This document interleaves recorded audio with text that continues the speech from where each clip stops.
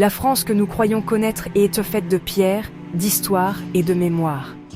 Mais sous ces cathédrales, ces places royales et ces monuments les plus célèbres, certains pensent qu'une autre carte existe. Une carte invisible. Celle des anciens lieux sacrés, des symboles oubliés et d'un pouvoir que le temps n'aurait jamais vraiment effacé. Car partout en France, des monuments chrétiens, politiques ou culturels semblent avoir été bâtis là où, bien avant eux, on honorait déjà autre chose. Des sources, des collines, des grottes, des axes solaires, des lieux de culte païens, celtiques, gallo-romains, parfois réoccupés, transformés, absorbés.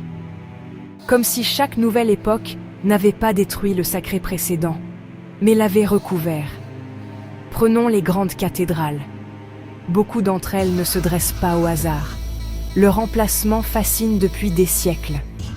Certaines auraient été construites sur d'anciens sanctuaires, parfois dédiés aux forces de la nature, à des divinités locales, ou à des points considérés comme énergétiques.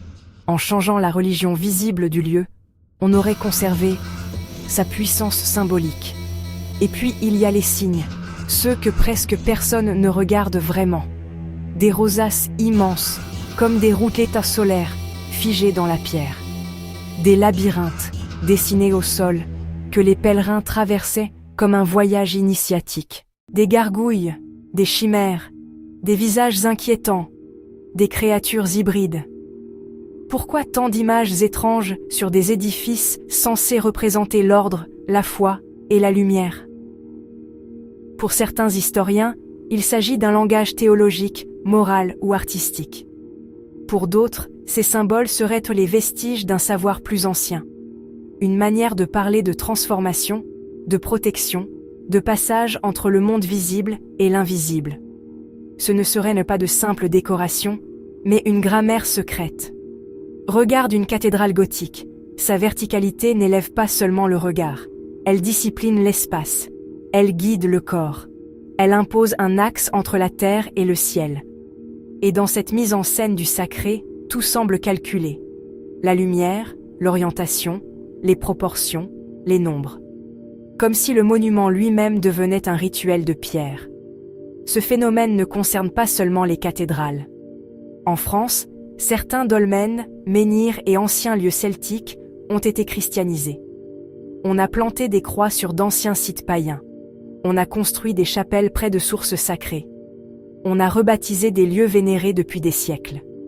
Le message semblait clair. On ne supprime pas toujours un lieu de pouvoir. On le récupère. Et c'est peut-être là que l'histoire devient troublante. Car lorsqu'un lieu est occupé encore et encore par différentes croyances, cela pose une question étrange. Les bâtisseurs choisissaient-ils simplement les endroits déjà importants pour les populations, ou savaient-ils qu'il y avait là quelque chose de plus? Certains parlent de lignes sacrées, d'alignements anciens, de géométrie symbolique.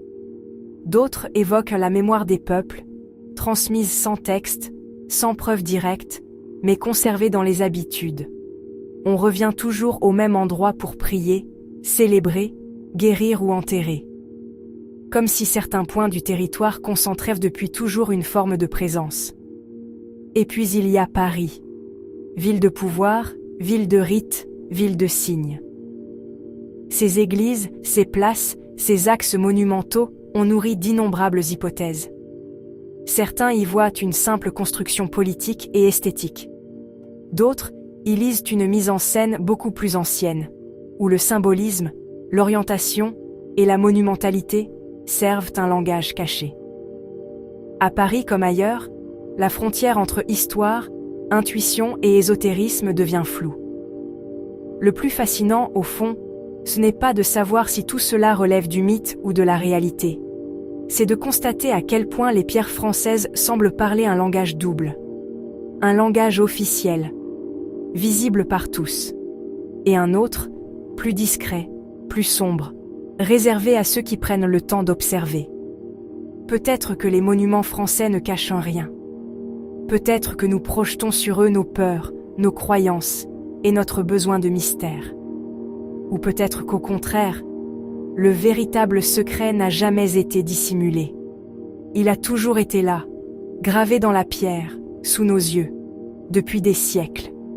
Alors la prochaine fois que tu entreras dans une cathédrale, que tu traverseras une vieille place, ou que tu lèveras les yeux vers une façade ancienne, regarde mieux. Car en France, certains monuments ne racontent pas seulement l'histoire. Ils murmurent peut-être encore la mémoire d'un culte bien plus ancien.